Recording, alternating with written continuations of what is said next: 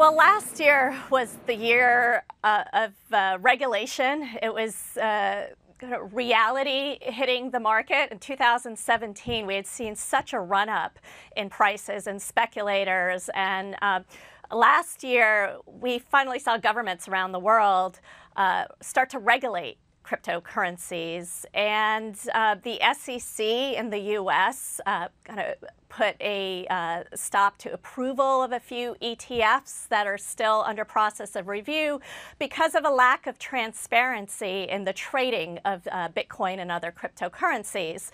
Now, a lot of people would view that as a negative. I think clarity is good for the market.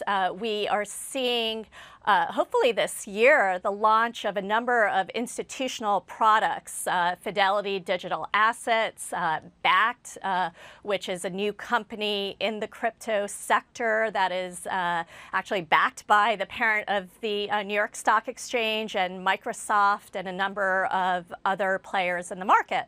So I think 2019 is going to be a year when we see where who's going to last? Who's actually going to last? And I don't think there's a question on whether cryptocurrency is going to be around. It's more of a question of who's going to be still standing at the end of the year.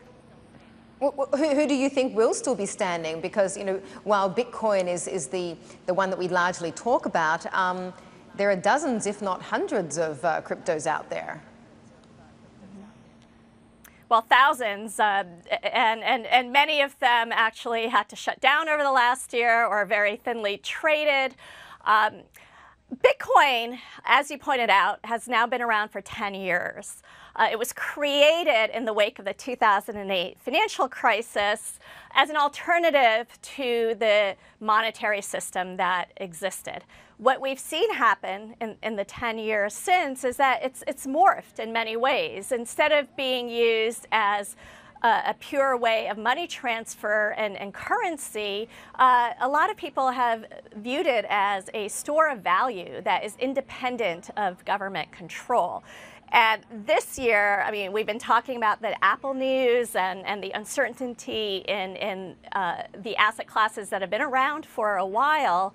We'll really see whether people flock to Bitcoin and other cryptos as a kind of safe haven when the market does turn. And if you look at why Bitcoin, it's simply been around the longest.